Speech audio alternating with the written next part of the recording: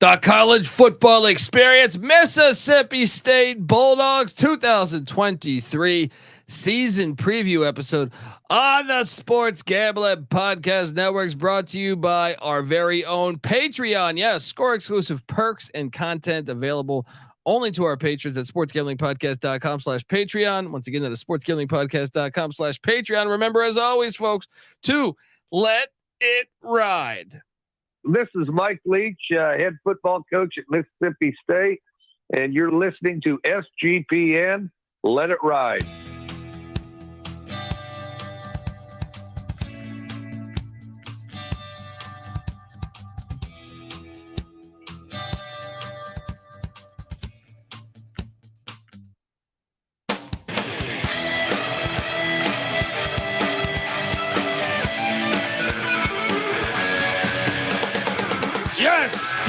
Yes. Woo! Welcome to the college football experience. Mississippi State Bulldogs, Hail State 2023 season preview episode.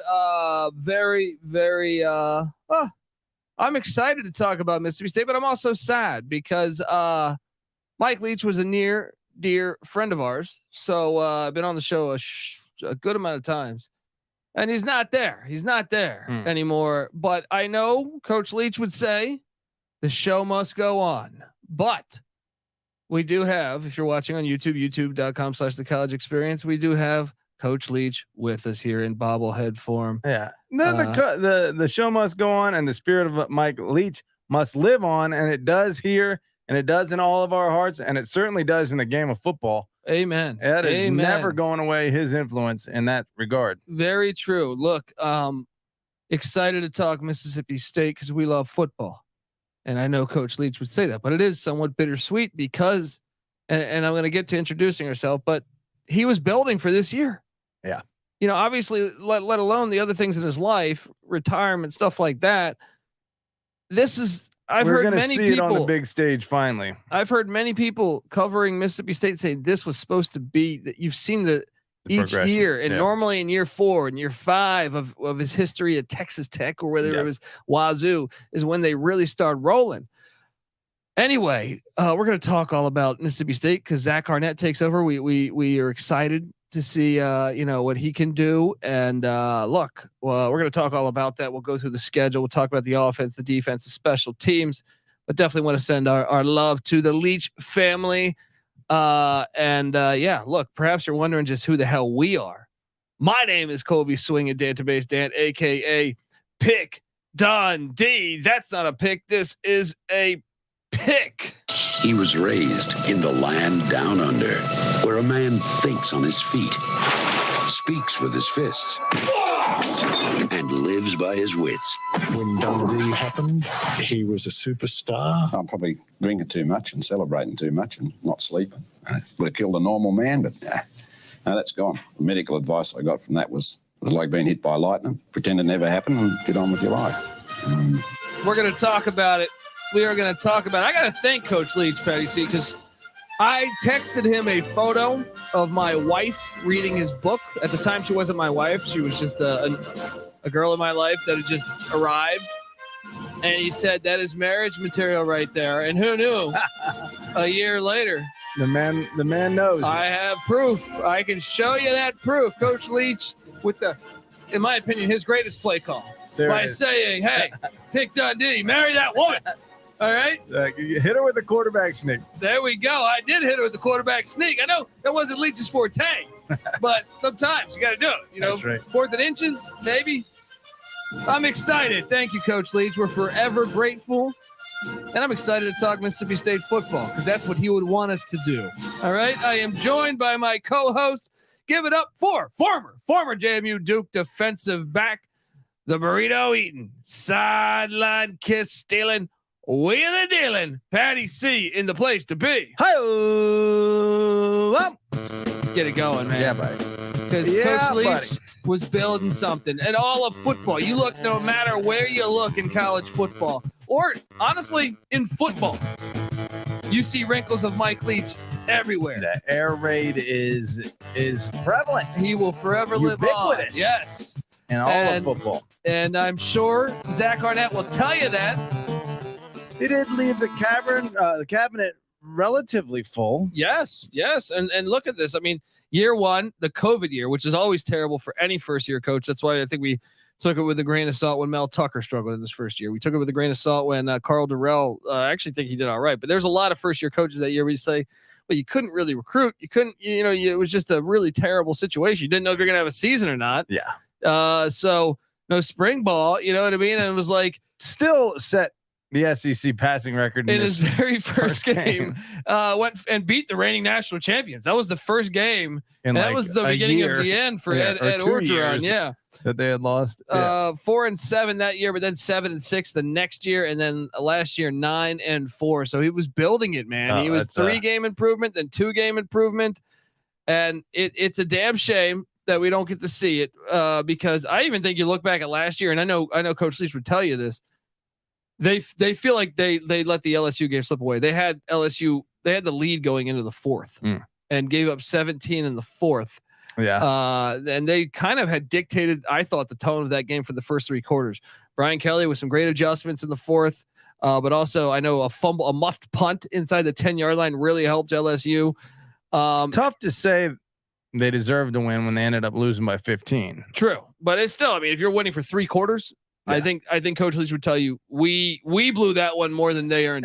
Yeah. The year before, some of them had gotten away. They were robbed. Who was it? The Memphis game? Yeah, the Memphis game. They just got straight up robbed. Yeah, just a made up rule, right? The refs just didn't abide by the rule book. Yeah, remember a fair catch? Punch? Oh, no, yeah.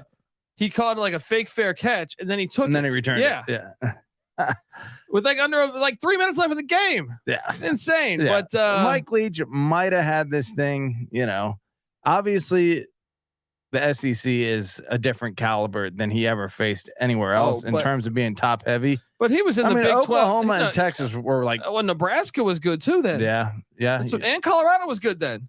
That's true. There was when he first took over quality teams there. And let's not forget, he was responsible for Oklahoma's turnaround. Yeah. Yeah, that's true. I mean, he basically built the offense that won Oklahoma's last national championship. He recruited all their players. Josh Heupel was his guy. Yeah. Josh Heupel wasn't a national recruit. He was like this kid who's got everyone said his arm is too weak. Yeah. That was Mike Leach saying, this is our guy. Yeah. Just telling you folks, Mike Leach, man, I miss Coach Leach. Rest in peace. But let's talk about this because Patty C, Zach Arnett enters. This is to me like a mystery team, man. So Zach Arnett, who I like, Rocky Long guy, played for Rocky Long at New Mexico. Young guy, 36 years old. Coached for Rocky Long at San Diego State. He's 1-0 all the time as a head coach because he coached the bowl game, obviously after the tragic events. It's funny getting, your tutelage from Rocky Long and then facing the wizard of the air raid in offense every day for several years. He is probably really well prepped from an X's and O's standpoint to face modern college football. Yeah. I mean, that's why he was very successful at San Diego State as a defensive coordinator. They had some of the best defenses in the nation.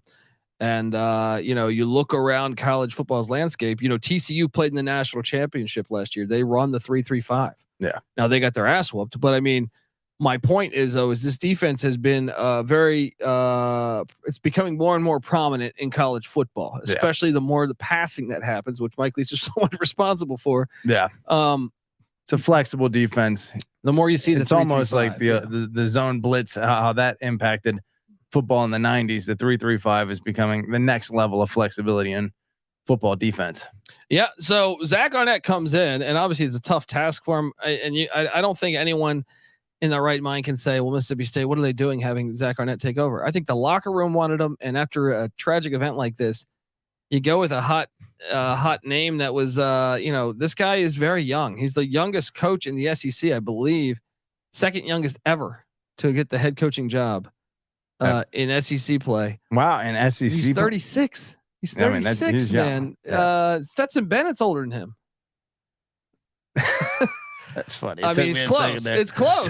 Yeah. Him and Stetson Bennett could have been in the same school at the same time in elementary school. But he comes in now. He's ditching the air raid and going. I mean, I guess they're still going to have air raid concepts for whatever that means. But they're going to be under center, I think, a lot more. And they bring in Kevin Barbay from Appalachian State, who did go down to College Station and beat Texas A&M a year ago. What do you make of all of that? Obviously, defensive coordinator, I think they're just promoting from within. So Matt Barbay has moved around a lot. He has. He's never stayed at a place for more than 3 years. So there's going to be a bigger emphasis on running the ball, which I know Coach Leach probably wouldn't be cool with, but he can respect. People don't know this. At the air raid, we had a conversation with him, and he designed the air raid offense after the triple option offense. A lot of people do not realize that. He said if the triple option can capitalize on the same elements if we can capitalize on the same elements triple option can, but just in throwing the ball. Yeah. He modeled it after the triple option offense. So I mean, if there was ever an offense that caught wildfire in the same way, just 30 years prior, that's a good one to model it after. It makes a lot of sense in the same way that the triple option offense makes it a numbers game and doesn't require you to have giant offensive linemen to physically dominate the defense. Yeah, then this does that to an even greater extent because you get the ball out so fast. Yeah. That said, it seems like as teams adjusted to him throwing the ball all over the field. Now, of course, Will Rogers still led the nation in attempts per game last year. It still seems like he ran it more often. I feel like he was starting to run the ball more last year. Yeah, he takes like, if you give me it, I'll take it. Yeah, exactly. So, anyway, what do you make of these coordinator the promoting from within? Matt Brock, the linebacker coach, the defense coordinator. Okay, I'm on board there because they're going to be running the same defense. And special teams coach, they're keeping Eric Melee, who was with Mike Leach back at Washington State. So Brock has been with Leach since 2018. Yeah. So, but I think that's right around the same time. No, because Arnett came. Okay. Yeah. I think you're right. Because Arnett actually came straight from San Diego State. I don't think he spent a year in Pullman. Yeah. But Leach has always had, people think that he's just does offense. He's always had very good defensive coordinators. Ken Wilson, the head coach of Nevada now, formerly worked with Mike Leach at Washington State. Dave Aranda got to start with Mike Leach in Texas. Oh, he's Tech. Got a great coaching tree, right? Yeah. Tracy Clays is coach with him before. It's Alex Grinch, who I know is under a critical. It's a big year for Alex Grinch, but he was formerly Oklahoma's defensive coordinator and Ohio State's. Now he's USC's. Yeah. So he's got quite the coaching tree there. Shifting the philosophy a little bit to running the ball more. What do you make of that, Patty C? Well, I don't think from a program standpoint, Mississippi State needs to commit themselves to the air raid forever. If you don't have a reliable dude to run it, and I don't think there are necessarily a lot of dudes that can run it at the level that Mike Leach did run it. I think. But Will Rogers did play in the air raid in high school too. Yeah, he is going to be obviously the most experienced passer in the country. That's a good thing for this team to be able to rely on the pass, but still be able to set up the run or be able to use the pass to go under center though. And the guy hasn't gone under center much. That's a huge adjustment. Yeah. It's a huge adjustment. Look, we're going to talk about the Mississippi State offense, defense, special teams, the transfer portal, and the schedule. We're going to go game by game on the schedule and project just how Hail State will do in 2023. Hopefully you're watching on YouTube, youtube.com/the college experience. You can find that also wherever podcasts are found. We host we've been doing this shit for a long time. But one of the things also that I would urge you to check out is we also host the college basketball experience. All right. And Chris Jans did a great job year one when the college basketball season tips. We're here each and every single night. And then also the college baseball experience. Hail State won a national championship not that long ago, Patty C. They had Rafael Palmeiro and Will Clark back in the day. Boom. So check out the college baseball experience podcast and the FCS college football experience podcast. And we have the Big 12 experience. I know this is SEC land, but hey, maybe you want to check us out. We come together as one on YouTube, youtube.com/the college experience. Subscribe, tell a friend. But I wanted to tell you before we got to all that, that the Mississippi State 2023 season preview is brought to you by our sports gambling podcast, Patreon. Do your part, people. Hello. Do your part in the war against corporate gambling and sign up for the SGPN Patreon. There is a ton of exclusive content, contests, and merch just for our patrons, plus a monthly SGP Stories podcast and an ad-free, uncensored show highlighting the best stories from decades of being DGens. There's even a Discord channel for just for the patrons out there. So look, the Sports Gambling Podcast Patreon is a great way to score exclusive perks and support SGPN. So sportsgamblingpodcast.com/Patreon. Once again, that's sportsgamblingpodcast.com/Patreon. And remember, as always, folks, to let it ride. All right, we are back on the college football experience. Hail State, Mississippi State 2023 season preview episode. And we're going to start by talking about the transfer portal because it's such a big role. When we started doing this 5, 6, 7, 8 years ago, this thing, you barely mentioned it. You're like, one guy, maybe occasionally. Yeah. Now it's like, it's pivotal. You got to talk about everything. Departing from Starkville, Mississippi, wide receiver Rufus Harvey. He's in the portal, hasn't landed anywhere yet, but safety Justin Brown, 53 catches out the door, team leading receiver.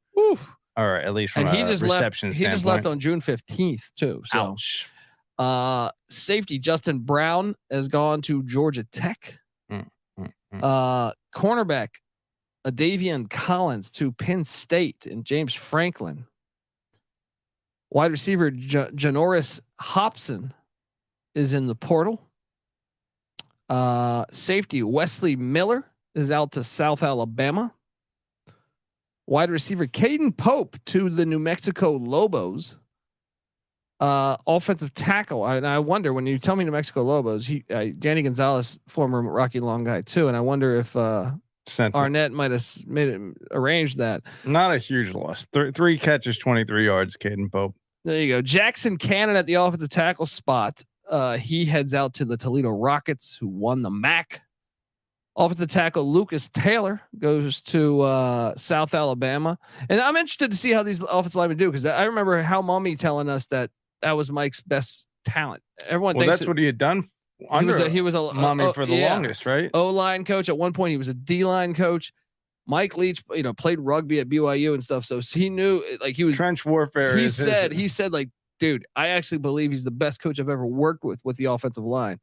Such a crazy thing for, a coach whose invention is a system that kind of nullifies the need for great offensive line play. Right. But maybe it's far more instrumental in that system than we're giving it credit for. True. I'm not sure, but I can only tell you what Hal said. Wide receiver Marquez Dortch is now a California Golden Bear. One catch, not a big loss. Cornerback William Hardrick is in the portal. Wide receiver Caleb Ducking is in the portal. I can't fucking talk. That's their number 2 receiver in terms of receptions. And he hasn't landed anywhere. Interesting. Lideatrick Griffin entered the portal, but Arnett was able to talk him back. That's a nice win for Hail State. Other guys would be defensive lineman Javon Banks heading out to Kansas State, the Wildcats. Chris Kleiman grabbing him. Also, Braden Locke, quarterback, going to the Wisconsin Badgers. They're running the air raid now. The dairy raid, they call it. Hello. I know Coach Leach would like that one. Sawyer Robertson, also quarterback, off to Baylor to give them some depth. They have a couple different with drones leaving for Virginia Tech. Jeez. He appeared in 5 games, so there goes the safety net of the backup quarterback. Yeah, safety Dylan Lawrence heads out to Southern Miss and Hattiesburg.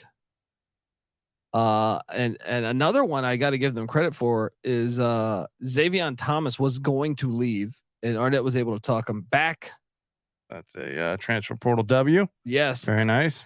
Dylan Johnson, 4-star running back transfer, heads out to the Washington Huskies. This was a great get, in my opinion, for Caleb DeBauer. He was good for 488 yards. Their second leading rusher. They got rated. Yeah, their offense got rated in the portal here. Offensive tackle Gabe Cavazos. You might say it got Cavazos. air rated.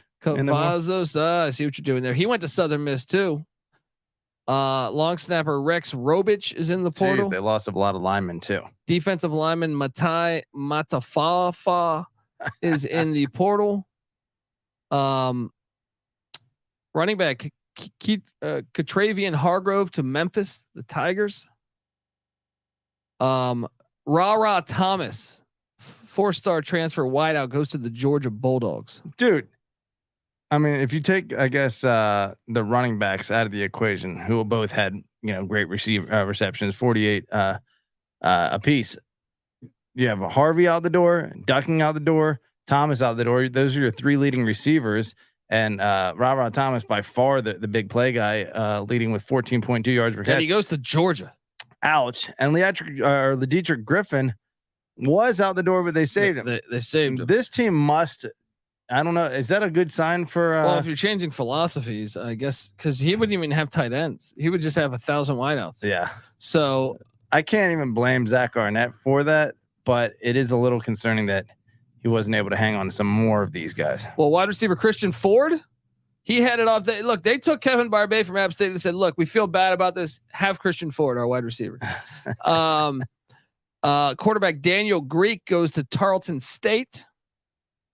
Punter Archer Trafford goes to East Carolina. Look, Mike Leach, former Pirate, probably telling him, "Hey, find that pirate life and live it," and he's doing that.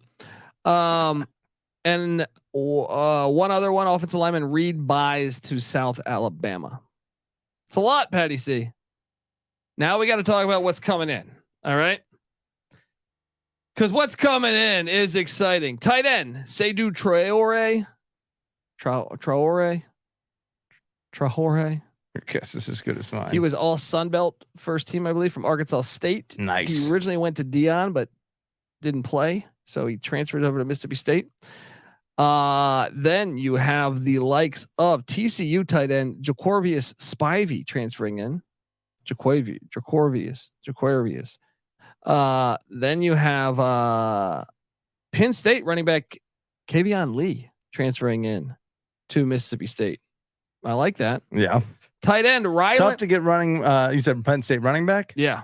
Yeah. Well, in that running back room, you're not seeing much PT. So running back tight end. This one might be a really good get because this is probably the best tight end room in America. Ryland Goede from Georgia transfers in. Right. Kentucky athlete Jacoby Albert transfers in. So that's a nice little get there. Then they go out and they get Miami cornerback Kamari Rogers, the Miami Hurricanes. Very nice. LSU cornerback Redarius Jones. Couple places that know something about producing defensive backs. Indiana cornerback Christopher Keys comes into Hale State. Okay. Vanderbilt quarterback Mike Wright, who started some from them. So there's that depth now. There you go. Eastern Washington wide receiver Freddie Roberson. Remember Cooper Kupp went to Eastern Washington. It's true. UCLA kicker Nicholas Bar-Mira comes in. So brand new kickers. And that's it. Did they win the portal, Patty C? Well, I thought I read Bar-Mira kind of struggled like something like 15 for 21 in field goals last year. So I don't know if they won in the kicking game, but no, I would say they lost. I would say they lost. They got rated super hard. I think so too. But okay. Well, they have been recruiting at a much higher level than you would think. Obviously within the SEC that's difficult, but as of last year, their national composite ranking, overall talent was 29 within the conference, though. That's only good for 12th out of 14. So that's pretty incredible that, it's unbelievable. 12 teams in the top 29 are from the SEC. Unbelievable. Loaded from a recruiting talent standpoint. If you buy into the rankings, Colby has started to convince me that maybe that's not so much accurate. But I will say the win total over the last 15 years, as Colby's pointed out, has improved drastically from where they were. A lot of that's probably the profile of the SEC coming up and the money. SEC Network money. SEC Network. I had to get when we went down to visit Texas A&M, and I remember actually Leach telling us this too, because Leach was at Kentucky as the offensive coordinator, and he goes, "Man, Mississippi State used to have the grimiest locker room he's ever seen." Right. Yeah. And he goes, but things changed. Because by the time I showed up, he was like, and when we were at Texas A&M, remember Texas A&M used to be in the Big 12. And I feel like I talked to someone else about this. Maybe it was someone that worked at maybe South Carolina. Yeah. And they were saying that, man, we used to be so far outdated. And because ESPN set up studios in every SEC school. Yeah. And obviously that check from the SEC network comes to all those schools. Yeah. Game changer. Oh yeah. I heard changer. they used to have to like pull up the trucks and still run everything from outside the stadium through the trucks. But just the amount of money too. Yeah. Like everything is state of the art now. Texas A&M, all these programs. I was hearing this for Texas A&M. I was hearing that, we got shown a tour last year of College Station, Kyle Field. And they were saying, dude, that SEC money built this whole fucking stadium. Like go look at the stadium. Yeah. Go look at the stadium in like 2000. Yeah. Or 1998 or something. Oh, what they did with Kyle Field is incredible. Yeah. But that's all. Come on, if you're getting that much money, that's just going to trickle down from coaching hires. Oh yeah. To paying players, recruiting budget. Recruiting budget. Right. Yeah. So, all right. Well, look, a year ago, I don't know how relevant these numbers are because of, obviously they're having a shift in philosophy from an offensive standpoint. They were 42nd in scoring offense, 129th in rush offense, not 130th or 31st. They were third worst rush offense, 10th in pass offense. Maybe they weren't running the ball so much. Yeah, 61st in total offense. Patty C, they return 8 starters on offense. All right, and like I alluded to, this was supposed to be the year for the jump, and you got to wonder. And they really weren't. Look, in terms of rushing attempts per game, dead last 22.7, which still seems like a lot more than normal. I feel like in the NFL, if you rush the ball 23 times a game, you're a power running team. In college football, not so much. I mean, look, and then the next closest team, ODU at 25.9. So they definitely were pass happy. Obviously, that's the air raid. But I'll say this. It's going to benefit them to be able to throw on first down. Will Rogers will have confidence throwing the ball on first down. And for a team that, can't bang with the likes of some of the other teams they're going to be facing in the SEC, it's nice to have that, ability. I made this make case, your offense unpredictable. I made this case on one of our preseason episodes. Yeah. That if you had to take a list of 10 teams that are the most interesting teams in college football heading into this season, like kind of interesting as far as like, we don't know what we're getting. Yeah. I think Colorado and Dion's up there. I think getting all the cast of characters that they have at Texas A&M and the pressure that's on Jimbo Fisher is one of them. I think Wisconsin with the air raid, the shift from just a complete shift from what they've been doing for 40 years, jumbo power football, to the dairy raid, as they say. And then I honestly, somewhere in that mix, I would have Mississippi State, because I just don't know what to expect. I think it's one of the hardest teams to understand. Yeah. But Will Rogers is back. He's super experienced. They got Mike Wright backing him up, who's started a lot of games too in the SEC. Jo'quarius Marks is back at the running back spot. They have him and Keyvone Lee, the Penn State transfer. The wide receiver room, Lideatrick Griffin is him and Zavion Thomas, 2 returning starters. They still have Jaden Whalley, who got some starts or got some catches, I think some starts a year ago as well. The tight end position, as I alluded to, with Goede coming in from Georgia and Spivey coming in from TCU. I think they're pretty sound there. Justin Robinson's a name to watch as a wide receiver that could be starting for them, that they're excited about. The offensive line. Patty C, what if I told you 4 or 5 starters are back? That's nice. Gotta love that. I mean, Nick Jones, a senior left tackle, is the only non-starter, but he still played in 13 games last year. I mean, this is what I'm saying. This return yard wise, Zavion Thomas 6th in the country in punt return yards per return. Lideatrick Griffin, number 1 kick returner in the country, 32 yards per return. Those are explosive guys to have on special teams. Well, it makes you think. I mean, look, I know there's a change in philosophy, but man, Leach would have had something coming back, man. This bringing back all those guys, and then you got to wonder who would have left in the portal. Who knows? But I think it does make them a really huge wild card. And when I say they can't bang, I mean they can't overpower. Sure, they really can't bang with the likes of Georgia and Alabama, but they won't get overpowered by almost any other team. Maybe LSU. Yeah, but. Yeah. I mean, Pittman's known for the line of scrimmage. We'll see though. I'm excited for the season, but defensively, Zach Arnett's specialty and why, one of the reasons why Coach Leach brought him in, 42nd in scoring defense. 38th in scoring defense, 40th in rush defense, 41st in pass defense, charting at the 34th best defense in the nation. Very respectable. Very respectable. They bring back only 4 starters on the defensive side of the ball, but this is what Arnett is known for. So maybe we have a little more faith. Just one defensive lineman back in Jaden Whalley. The linebacking core does bring back 2 of 3, and then the secondary, just one. DeCameron Richardson is the lone starter back in the secondary, but Marcus Banks, the free safety, comes in from Alabama. So they got some players. It's pretty here. insane that a Mike Leach coach team had defense as its strong point, really relative to the offense. Normally, I'll go back to Texas Tech and Wazoo. It takes time to get the offense where he wants it. Yeah. And normally it's year 4, it's year 5. Sometimes when it's everything year 6. is clicking on all cylinders, all of a sudden you have an edge and it explodes. Yeah. And that's why it's sad that we didn't get to see that, because I think he would have, knowing his history and his success that he's had everywhere he's been. But tell me, what do you make of the defense, knowing that just 4 starters are back, but at the same time, this is kind of Arnett's specialty? I think, the history suggests that we should have some confidence in this defense. The recruiting, they've been able to replace the talent that's gone out the door before. So even though they don't have a ton of returning starters, maybe a slight slip, but still certainly top half of the nation.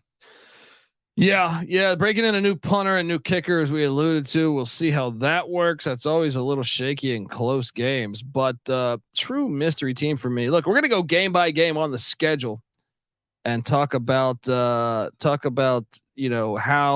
the Bulldogs will do in 2023. But before we do that, I want to tell you that the college football experience, Mississippi State Bulldogs season preview episode on the Sports Gambling Podcast Network, is brought to you by Underdog Fantasy. Yes, the NFL season is right around the corner, and Underdog Pick'em is a great way to get down on a ton of NFL player props, and it's available in a ton of different markets. Plus, there's plenty of opportunities to win with their daily MLB contests. And of course, make sure you enter the Best Ball Mania, where first place gets $1 million. Head on over to UnderdogFantasy.com. Use that promo code SGPN for 100% deposit bonus up to $100. Once again, that's UnderdogFantasy.com. Promo code SGPN. All right, we are back on the college football experience. And if you're watching on YouTube, shout out to Cam Kerr, our graphics guy. Once again, youtube.com/the college experience. You will see the Will Rogers graphic here behind the college experience. And then you see the win total in the top right-hand corner. 6.5 wins, Patty C. So they're saying they lose coach, right? And they're still bowling. All right. But they're expecting regression without a Hall of Fame coach. And by the way, he should be in the fucking Hall of Fame. They're saying you got to have that win percentage. Yeah, come on. If you don't have Mike Leach in the Hall of Fame, that Hall of Fame is a fucking joke. It's a sham. All right. Patty C. First reaction to hearing 6.5 wins.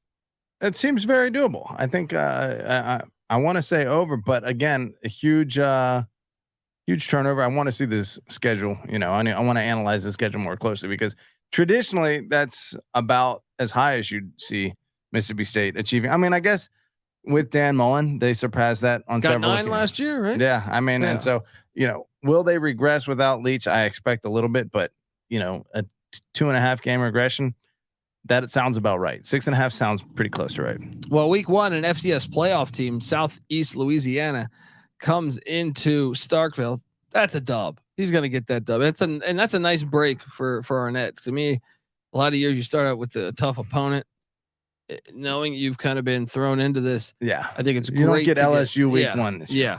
Now I will say September is still not very kind. Like, I noticed Western Michigan's on the schedule later.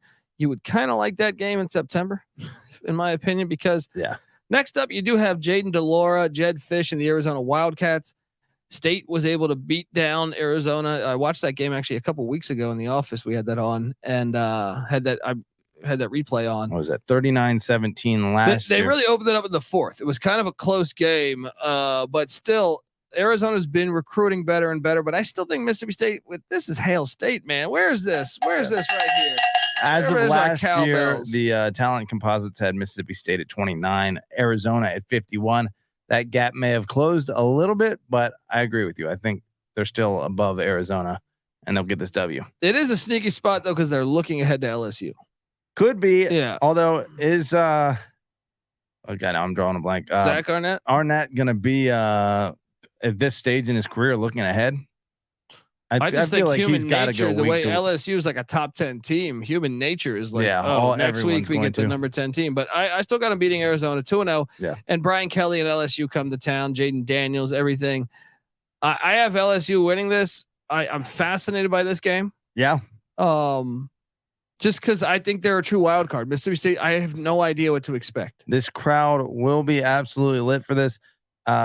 Maybe there's still a little bit of a hangover from Florida State 2 weeks earlier, whether they win or lose.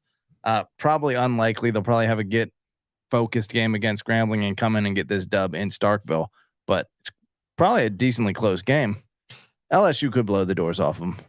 I think it'll be a close game. Give me LSU to win it though. But 2-1, you two. Yeah. Now they head to Williams-Brice Stadium in Columbia, South Carolina. Another sneaky, tough road trip. But they get Kentucky every year from the East. South Carolina is their other draw. Hey, it could be worse. You avoid Georgia, you avoid Tennessee. South Carolina is kind of in the middle there. We don't know what to expect from them. But I have to favor South Carolina just because of the road environment. But this is still to me like a 50-50 game. But I favor South Carolina. Got destroyed in the portal too. People don't know that. Marshawn Lloyd, their starting running backs at USC. What was it? Jaheim Bell, their tight end, is at Florida State. They got raided in the portal. However, they do have Spencer Rattler. It's at Williams-Brice. This is a great home environment. Pretty good series all time. They haven't played a ton, despite having both been in the SEC. The 8-game bullshit SEC schedule. 7-9 all time against South Carolina. Again, that doesn't sound like two teams in the same conference for a long period. When did Mississippi State join the SEC? Mississippi State? Yeah. I think a while ago. Yeah. Like a long time ago. South Carolina joined much more recently than Mississippi State. But I got them at 2-2. You? They were in the SEC starting in 1933. That's what I'm saying. Yeah. I know it was a long They should have been playing. Yeah, South Carolina is the one that came over late. Yeah. They were like early 90s, right? Yeah. I think 90 or 91. Yeah. Right. Yeah, that's what I was thinking. Yeah. Who are you taking in this game? I got South Carolina. Okay, so 2-2, and now Spencer Rattler is going to be hard to stop at home. Now they host Alabama, and look, they have the benefit of Alabama. Obviously, Nick Saban and Jimbo Fisher got a little bit of a feud going on. They lost the last time they played in College Station. That's the next game on deck for Alabama. So maybe a look ahead spot. But still, I will take Alabama to get that done, and that moves them to 2-3 heading into October. You agree? I agree. Now Western Michigan comes to town. Get right spot. We got to move into 3-3 with a bye, and that's a huge bye because they got back-to-back away. And to me, if you can get a bye before a back-to-back away, it eases that pain a little bit. Eases pain. This is a tough stretch of the season here. Well, here's where it's tricky because back-to-back away, Arkansas and Auburn. They're capable of beating them both. They're also capable of losing both of them. How fast can Hugh Freeze get Auburn going? Arkansas had a mass exodus in the transfer portal, but also on their coaching staffs. They still have KJ Jefferson though. I mean, from a continuity standpoint, having Arnett take over is a massive thing for year one for both him versus Freeze. So maybe that's the game that they get there. And they got him last year, I think. So I mean, what happened in that game last year? That was like an overtime game. 39-33 in overtime. You're right. And that was in Starkville. This time it's on the plains. Tough. You got them too? I just feel like they're due to get one. They'll get one of the next three. And then I think they lose to A&M. Well, it depends. Actually, they catch A&M at a great spot. You know why?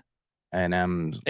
Well, no, that could be a dumpster fire by then. Oh. And by November, you think I'm crazy? They might fire Jimbo by November 11th. Could happen. I mean, it very well could happen. It almost happened last year in November. Yeah. I think they said, let's do it one more year and we buy him out if he struggles. But knowing you have Road Rash Face, aka Bobby Petrino there, there's a lot of dynamite on that sideline, and if it blows up, this could be a nice game to get them. Spot. Yeah. Maybe they go 2-2 in that stretch. What does that put them at if they are? Then they're at 5 wins. So we had them at 3 coming out of the bye. Let's say they get Auburn 5-5, 4, Kentucky 5, lose to A&M.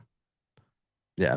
Interesting game, and I love this on the schedule personally. Shout out to Mississippi State, and we need more of this. Southern Miss coming to town on November 18th. That's a dub, but that's a tough game. Dangerous because that hasn't been scheduled in a long time. That's true. Southern Miss has given some teams some trouble. I love it on the schedule though. Yeah. Kudos for it being on the schedule because you don't see Alabama playing Troy. You see them playing fucking New Mexico State or something. Yeah. You want to talk about a team that's motivated to pull an upset. Yeah. So I'll give them that win though, right? Yeah. Puts them at 6. And then the Almighty. I got them beating Ole Miss. I already did the preview. Wow. It's in Starkville. It's Thanksgiving. This is how Arnett wins over and keeps his job. You get the over and you win the Egg Bowl in year 1. The over is tricky to me because we gave Auburn and Kentucky back to back. I think it's certainly possible that they could lose one of those and they go 6-6 and they're still bowling. But I do have them winning against Ole Miss in Davis Wade Stadium. Hail State. They're gonna kill me here, but I think Lane has them ready. They lost last year. Leach finally got him over the hump, but as soon as that happened, boom, now he's gone and we got to start again. And I don't know. Kiffin's doing a pretty good job over there in Oxford. But the game is in Starkville. The Egg Bowl. What? I don't know. You sound like a friggin' you got me woman trying to pick a restaurant. I'm joking. You can't say that. But give me the Rebels. Yeah. Give me the Rebels. Sorry. Yeah. You sound like a buddy of mine trying to pick a restaurant. I got him at 6-6. Yeah, I think it's probably more likely than 7-5. I'll go 6-6 too. But they beat Ole Miss. I hope so. And, even the Arizona game is not now. What's the ceiling for this team? The floor, I'm assuming, is what's crazy is like automatic losses. Alabama. I really only see LSU and Alabama. Yeah. Because where they get A&M, I can't say that's an automatic loss, especially I feel like they've beaten A&M the past couple of years. So I can't just say that, especially knowing that they could have an interim coach there. There are just too many other teams that are at the same level of them from a talent standpoint for them to kind of have a great season, And what is a great season for Arnett? In year 1, I think 8-4 would be a great year. That's possible. You could get to 8-4, but I feel like I think Vegas got the number. I think he's either going to be 6-6 or 7-5. Yeah. But I kind of think more towards 6-6. But you're starting all over on offense from a very extreme system. They bring back 4 or 5 offensive linemen. That's true, and not a ton of their. Will Rogers, one of the most experienced quarterbacks. That's true. The quarterback spot is pretty as solid as it's going to be. I just think at the end of the day, it's probably more likely, even though the first time we ran through it, I said 7-5. Yeah. I think it's probably more likely 6-6 just because I don't know what I'm doing. What's also tough about this is the guaranteed losses are the home games, LSU and Alabama. And then the 50-50 games are on the road, South Carolina, Arkansas, Auburn, and A&M. Yeah. Now they do have Kentucky and Ole Miss at home, and those are kind of 50-50 games as well, but more 50-50 games on the road than at home. I think that's probably it's gonna be fascinating to watch. Yeah. Absolutely fascinating to watch. You know what? Give me the over. I said 7-5. 7-5. Coach Leach is right here. Sword, buddy. He's watching right here. If you're watching on YouTube, youtube.com/the college experience. You know what? Fuck it. Let's do it. Let's fucking go. Let's go over, Hail State. Let's go. Where are we at here? Hello. Buddy. Look, Coach Leach is still here. He's with us. Oh, the theme song's playing. That's what happens naturally when we start taking the over on Hail State. We're rooting for them. Zach Arnett. Look, I had a chance before we get out of here. I had a chance to sit down with Michael Barker, aka College Football Campus Tour. If you don't know who that is, you need to, because on Twitter, he runs this page, College Football Campus Tour. That is absolutely fantastic. He goes to like every single game, and you're going to probably hear me say this again in 5 seconds because here is that interview. Joining me on the College Football Experience, Hail State. Yes, Mississippi State 2023 season preview episode is none other than Michael Barker, aka College Football Campus Tour. And folks, let me tell you, if you're stopped thinking, hey, what College Football Campus Tour? What the hell are you talking about, Colby? Well, Michael runs a Twitter page at CFB Campus Tour. That is simply fantastic for anyone that loves college football. He's been to every single FBS school, a lot of them multiple times. He's been to a lot of the FCS and D2, D3, and he documents all of his travels on his Twitter page, which will sometimes be 4, 5, 6, 7 games a week. It's truly phenomenal, and it's a must follow, in my opinion, if you love college football. How you doing, Michael? And appreciate you hopping on the show, talk a little Hail State football. I'm doing great, Colby. SEC stadiums are special, so I'm excited to talk about Davis Wade. Yeah, so I mean, obviously, I think the one thing that everybody knows, and as I grab my cowbell here, is people that don't even know college football probably will say, no, they're notorious for having the cowbell. Talk to me about the history of Davis Wade, besides what people would know as, oh, that's the place where the cowbell's ringing. Yeah, so it opened in 1914. It's the second oldest stadium in FBS. The only one that's older is Bobby Dodd in Atlanta. It started out, Wikipedia says the capacity is unknown from 1914 to 1927. And then they estimate in 1928 there's about 6,000. So records are fuzzy to say the least, but now it's at 61,000. Largest crowd ever, 2014 versus Auburn, 62,945. It was a 38-23 win. That was number 2 Mississippi State with Dak Prescott. We all remember them at the top of the rankings that year. It's the site of the annual Egg Bowl every other year, going to Oxford to Starkville. And there was one little interesting nugget that I found, which is Bulldog 1, which is the first mascot, is buried under the player's bench at the 50-yard line. So what a place to be buried for the first mascot for Mississippi State. Yeah, I mean, can I get the other 20-yard line? Let's go. All right, yes. Let's go. That's fantastic. The history there. Tell me, how many times have you been here? So I've been to one game there, and it was one of the most memorable games that I've ever been to. So it was the 2019 Egg Bowl. And first of all, you talk about the cowbells. Walking in that stadium, it takes a while to adjust to the noise. But what I really liked is the crowd is intelligent. And so when the play clock is 35, they do it for 20 seconds. And then when it's 15, they stop and, that allows the other team quarterback to call signals at a line. So not just crazy off the hook, but also very smart and into the game, which I was impressed with. The game was crazy. It came down. Mississippi was in the red zone with 10 seconds left. They hit Elijah Moore for a touchdown, and he got it within 1 point. And he decided to celebrate by crawling on his hands and knees, lifting his leg like a dog urinating in between 3 referees, and they all simultaneously threw flags up in the air. And so they backed the extra point up 15 yards. And I could remember watching, they put the kicker on the Jumbotron, and his teammates were going up to him like, you got it. And he was shaking his head like, I got it. And he went up there and he shanked the extra point. They lost by 1. Mississippi State rushed the field. Both coaches got fired.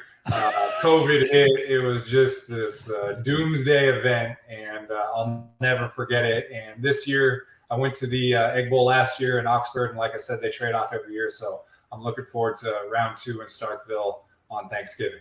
Yeah, there's not many games crazier than Egg Bowls. And that game, obviously, I was watching. It's Thanksgiving. It's like a standalone game. No, I was not watching the NFL. And that ending, unbelievable. Yes, was it a dumb play to dance? Sure. I was rooting for Mississippi State, so I was happy, I guess, but I thought it was a little crazy to throw the flag too at that moment in the game. But at the same time, the kicker's got to make the field goal. I mean, what an ending to the game. And folks, if you have not watched the Egg Bowl every year, I strongly urge you to, because that rivalry, one of the most underrated in all of sports, in my opinion. So yeah, I mean, and Michael, you plan to go to the Egg Bowl every year, right? Yeah, I mean, do I want dry turkey at grandma's, or do I want football in Mississippi? It's no contest. So every year is, COVID interrupted it a little bit, but I was at a game at Ole Miss in the last Egg Bowl, and they had a guy on there who had been to the Egg Bowl in person for 75 straight years. It was incredible. So I'm not going to catch that guy. I mean, maybe if he goes down and I keep going, maybe, but yeah, he's got the philosophy that I have, which is, bye friends and family, hello Egg Bowl. Folks, you hear that? Bye friends and family, hello Egg Bowl. That is exactly why you should be following Michael's page at CFB Campus Tour, because you can tell the passion that he has about, whether it's viewing the games, the history of the stadiums. He takes a shot called the photo of the game. It's really fantastic. It's just a like a must follow, in my opinion, folks. So Michael, I appreciate you hopping on the show, and maybe one day I'll catch you at Davis Wade Stadium for one of those Egg Bowls. Yeah, if you could shake the family, I got a spot for you. So I'll see you there. There we go, brother. Take care. Hail State. Hail State. You too. Michael Barker, Patty C. No more families. No more family Thanksgivings. Egg Bowls. I think he's doing life right. I love family Thanksgiving, but if he can get that on a Wednesday, all right. You know what I mean? Shit. USC's in the Big Ten. If you can get what on a Wednesday? Thanksgiving on a Wednesday. Oh, yeah. You can make a little change. Yeah. You know what I mean? That's a miracle man right there. Yeah. So got to be at Davis Wade. Davis Wade. Look, on Turkey Day. Yeah. Davis Wade with the cowbells. That's real football. Look, we both Benedict Arnold this thing. We thought we were going under. Nah, fuck that. Coach Leach is here. I'm not going to disgrace Coach Leach. We're going over. We're going over right there. All right. Swing your sword. Swing your sword. People, go check out Coach Leach's book if you get the chance. He's also got a great one on Geronimo. And we want to wish, send our love to his family. The game is not going to be the same. This college football season is not going to be the same. I had a chance. I was at Mountain West Media Day, Patty C, and I asked Jeff Tedford and Ken Wilson, his former assistant coach, what the game is without Coach Leach. And man, Jeff Tedford started to get a little says like, that's my guy. Like been good friends for a long time. And then I asked him, then I got it because I wanted to seize the moment. And I said, well, let me ask you this: in honor of Coach Leach, can you rate the mascots? And are the Fresno State Bulldogs the best mascot? Rate the mascots in the Mountain West. And he almost lost it. He's like, in a laughing manner, he was like, oh, I can't do that. Only Coach Leach can do that. That's right. And Coach Ken Wilson, Nevada's head coach, said that he doesn't go a day without thinking about the values that Mike Leach has instilled in him. And we like to think the same here at SGPN. Coach Leach was our first break. We had been doing this podcast. SGPN's been around since 2011. And really the first big guest that we got on was Mike Leach. So of course we were able to piggyback that. And he's just he's about the little guys. And Mississippi State, you've been stuck as the little guys, and he's building you up to the chance. And now you're right there. We're gonna see if you guys can make the transition into playing at this high level. Let's go. We're taking the over. Fuck the world. Let's go. Mississippi State over 6.5 wins. We're gonna be rooting for you, Zach Arnett and Hail State fans, and much love to everybody there. Look, subscribe to the College Football Experience. We break down all 133 college football teams with a solo podcast for each and every team in the land. We've been doing this stuff for years, folks. All right. I also want you to subscribe to the College Basketball Experience. Chris Jan's doing a great job. The College Baseball Experience. Mississippi State keeps a good baseball program. All right. And also check out the Big 12. Maybe you want to know about, some other schools. Check out the Big 12 experience. Check out the FCS experience. All right. Come on. Maybe some Alcorn State fans out there, something like that. Come on. Mississippi Valley State, Jerry Rice's alma mater, maybe something like that. Check it all out. Heard of them. Yeah. Check it all out. And we come together as one on YouTube, youtube.com/the college experience. We are also part of the Sports Gambling Podcast. Shout out to them. And get the SGPN app. It's free to download in the App Store and Google Play Store. We're gonna have Phil Steele on the show in a few days here, so check out that episode. Boom. And we get him on every year. Phil's always great. I wonder his opinion on. I consider Mississippi State kind of a mystery team. I'm curious what Phil. I will ask him him what he thinks of Mississippi State. And folks, a true deep diver. Yeah, he dives deep, man. He's got the FCS magazine out too. Phil Steele doing great work, folks. Well, look, also come talk Hail State with us in the Discord, sportsgamblingpodcast.com/Discord. I think you'll enjoy it. All right, folks, this is the college football experience, Hail State style. Swing your sword, and we out of here. Run.